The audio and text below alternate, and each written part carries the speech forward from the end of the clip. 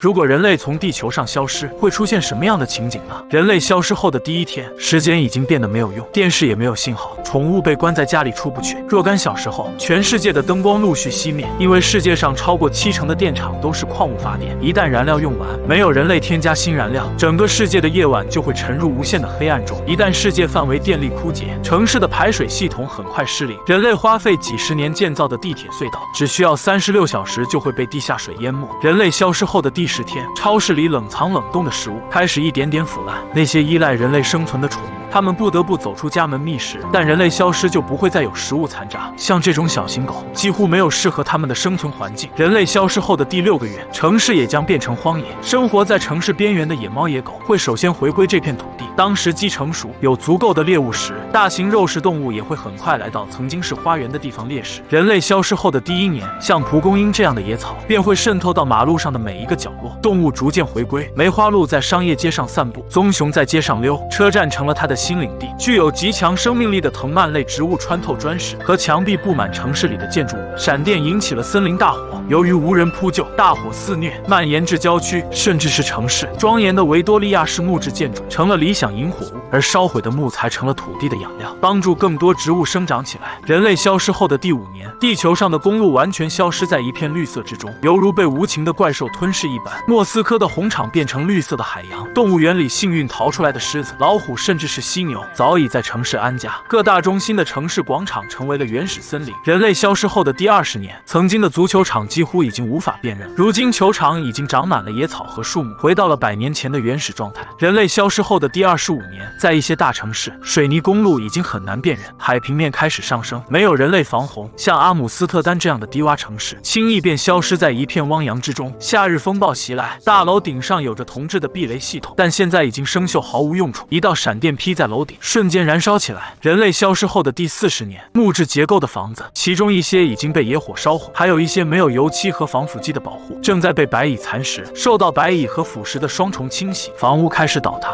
人类消失后的第50年，由于缺乏照看，即使曾经最完美的人造建筑钢索开始断裂。人类消失后的第75年，曾经在全球行驶6亿多台汽车，被腐蚀的只剩下铁壳子，化为一堆废铁。人类消失后的第100年，曾经与人类共存125年之久的布鲁克林大桥，在100年无人维护，随着钢索断裂，桥板和桥栏开始扭曲摇摆，最终整个大桥轰然倒塌。具有象征性的建筑物归于尘土，而存放在图书馆里那些汇集人类文明的书籍，没有电力供应，会在真菌的侵蚀下灰飞烟灭，反而是我们曾认为无比愚蠢的石化文明，却被永久地保留了下来。人类消失后的第150年，城市隧道上方的路面开始坍塌，藤蔓类植物在遗弃的摩天大楼上生长，吸引了许多的鸟类和其他小动物，形成一个生态系统。海洋生物在没有人类的污染和大肆捕捞，数量开始激增，它们以惊人的速度重现繁荣。人类消失的第200年，全球正式进入大倒塌时代，各地的建筑纷纷倒地，埃菲尔铁塔这样的钢铁建筑物开始倒塌，西雅图地标性建筑太空针塔也在蓝天下消失。人类消失后的第1000年，昔日繁华的城市已经完全被自然重建，彻底恢复了地球原有的面貌。人类文明已经消失得无影无踪，地球的自然环境发生了翻天覆地的变化，空气越来越清新，河水愈加清澈。人类消失后的第1万年，到底还有什么能证明地球上曾有过伟大辉煌的文明呢？恐怕只有最伟大的石造建筑——万里长城和埃及金字塔。万年之后，它们依然清晰可辨。地球存在了45亿年，如果把45亿年压缩成24小时，1万年的时间也只不过是0点几秒。人是值得好好去珍惜自己仅有的时间，一生是那么的短暂且珍贵。